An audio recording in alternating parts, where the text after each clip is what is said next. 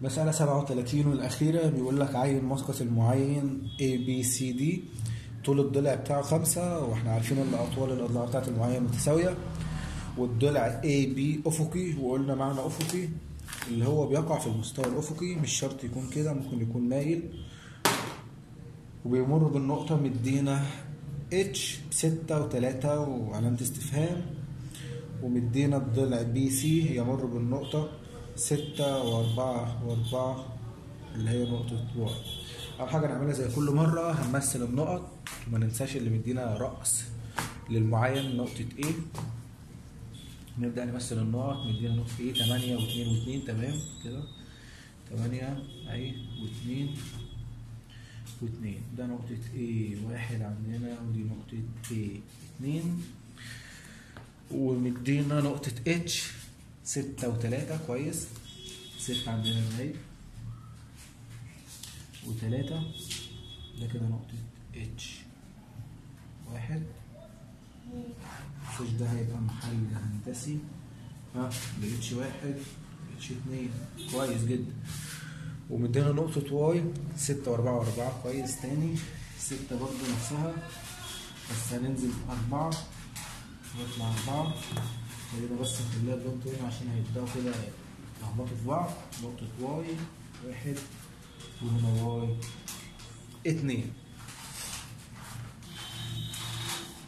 ومدينا الضلع AB أفقي بيمر بنقطة H، يبقى المفروض ده AH هنمده كده، وهيقع هنا نقطة B كويس.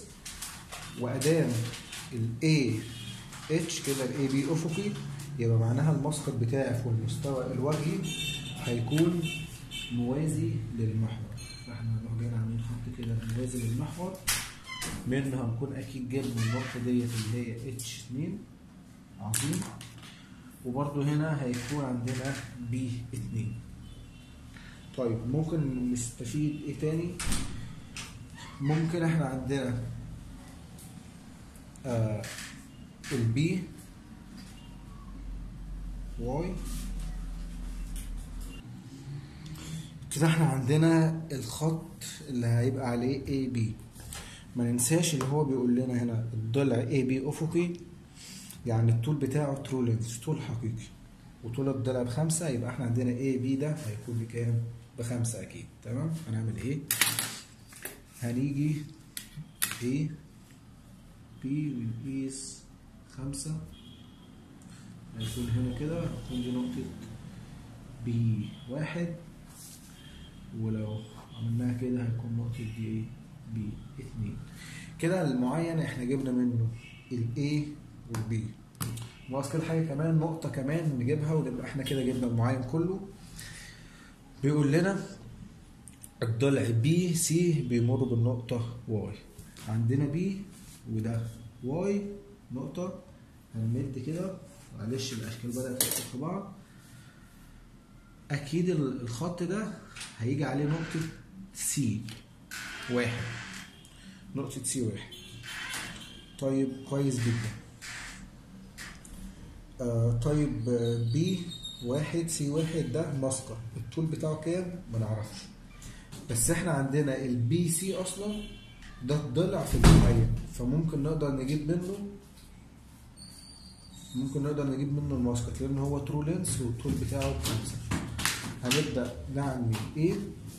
هنجيب الدلتا بين البي والواي، دلتا زد، يعني احنا من الاخر هنجيب الترو لينس بتاع البي واي.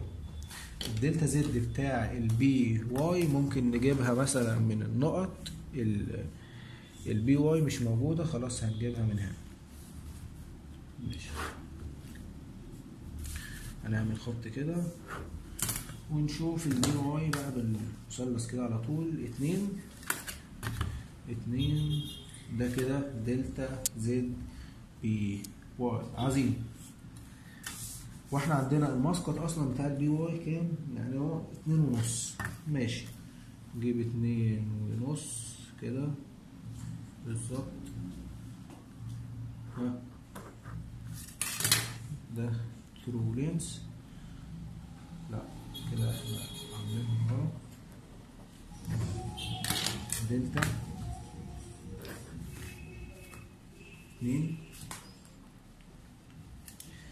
دلتا زد بي واي، وعندنا هو ده المسقط اللي 2.5. المسقط اللي ب2.5 مش ترولنس، 2.5 يبقى ده اللي كده ترولنس بالظبط.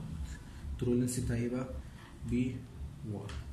ماشي، هنيجي من الخط بي 1 واي 1 ونطلع الدلتا زد. نطلع الدلتا زد كده ب2، خلي بالك ب2 وتكون عمودية، وهنوصل الخط ده الترولنس بتاع البي واي اللي احنا جبناه. وعندنا الزاوية ديت الفا زاوية مشتركة، يعني معنى الترولنس ده معانا ممكن نجيب منه الترولنس بتاع الضلع بي سي اللي هو كام اصلا؟ اللي هو 5. يعني احنا ممكن نيجي من هنا كده من البي ونمشي 5، والنقطة ديت هنسميها ايه؟ دي هنسميها سي بس.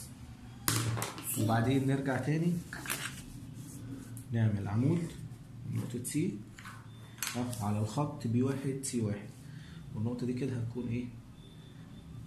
سي 1. كويس؟ بقى كده عندنا معين معانا منه نقطة ال A وال B وال C، فاضل لنا نقطة كمان هنجيبها طبعا بالتوازي، ونبقى احنا كده خلصنا. ما ننساش ان نقطة C كده نطلعها نكون هنا ونوصل دول، هنكون هنا نقطة C2 طبعا بالتوازي كده هنمشي وهنمشي كده، فهيبقى هنا تقريبا دي 1 وبالظبط كده نفسها توازي، هيبقى دي نقطة دي 2 وبال45 هنقدر بقى نجيب من بي 1 نطلع هنا بي 3 سي 3 والدي ممكن نطلع دي 3 والاي وهكذا، ونجيب المسقط التالت. وهي دي الفكرة بتاعت المسألة 37. كانت طويلة شوية فيها فكر، وكده نبقى خلصنا الأشكال اللي في الوصفية. السلام عليكم ورحمة الله وبركاته.